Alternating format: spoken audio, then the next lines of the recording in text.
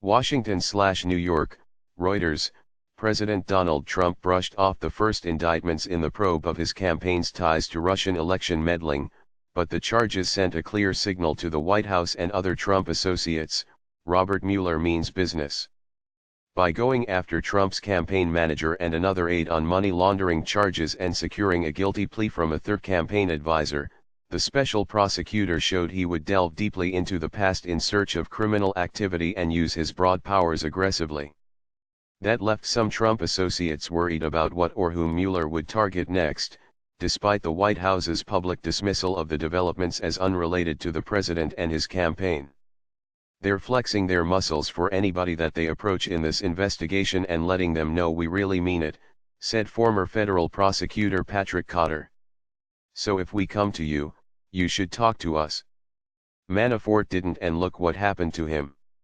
Manafort and Rick Gates are charged with money laundering, tax fraud, conspiracy to defraud the United States, and other counts. They pleaded not guilty on Monday. The indictments, which closely detail the alleged crimes, appeared to be an opening salvo from Mueller. He was appointed by U.S. Deputy Attorney General Rod Rosenstein in May after Trump fired FBI Director James Comey, who had led an investigation into whether the Trump campaign colluded with Russia to influence the 2016 election. Mueller was given a mandate to probe potential collusion and any matters that arose or may arise directly from the investigation. Trump has denied any collusion with Russia and at times described the investigation as a hoax and a witch hunt. Russia has denied interfering with the 2016 election. With the first indictments on Monday, Mueller showed he was not afraid to use his powers, and Trump officials noticed. One thing I'm worried about in a bigger scale is that Rosenstein, by giving Mueller this wide berth, has created this monster, said one former White House official, who spoke on condition of anonymity. A former Trump campaign advisor fretted that the probe could, as a result, touch on Trump's businesses, too. Special counsel Robert Mueller departs after briefing the House Intelligence Committee on Capitol Hill in Washington, U.S., June 20, 2017. Reuters/Aaron P. Bernstein Red Line. In a New York Times interview in July, Trump indicated that Mueller would be crossing a red line if he investigated Trump's family business. Legal experts said Mueller would not be swayed by Trump's view of the proper scope of the investigation. I don't think prosecutors concern themselves with what politicians say about red lines being drawn, said former federal prosecutor Robert Capers.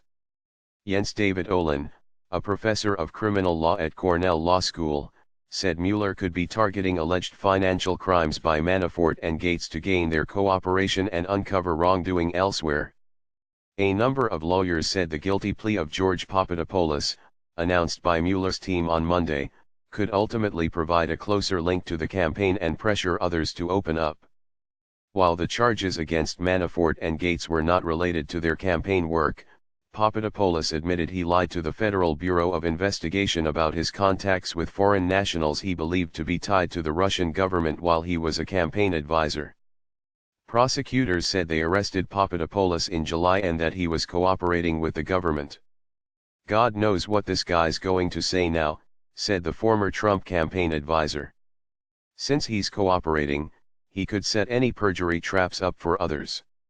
Cotter said Mueller's unveiling of Papadopoulos' guilty plea was to head off any arguments that the case against Manafort and Gates is not about Russia. Frank Montoya, a former senior FBI agent, said Manafort's indictment and Papadopoulos' plea indicated Mueller was not going to bow to White House pressure and would keep pushing hard to uncover wrongdoing. It is pretty much a roadmap. We are going to be looking at the money laundering, we are going to be looking at the failure to report income, we are going to be looking at the general criminal conspiracies. This is also about Trump's red line. We are going to cross it. And we are going to keep looking at the so-called collusion, or the coordination with the Russians to undermine democracy, Montoya said. Reporting by Karen Freifeld and Jeff Mason in Washington and Jan Wolfe in New York, additional reporting by Nathan Lane and Brendan Pearson, writing by Anthony Lynn and Jeff Mason, editing by Nolene Valder and Peter Cooney. Are standards the Thomson Reuters trust principles?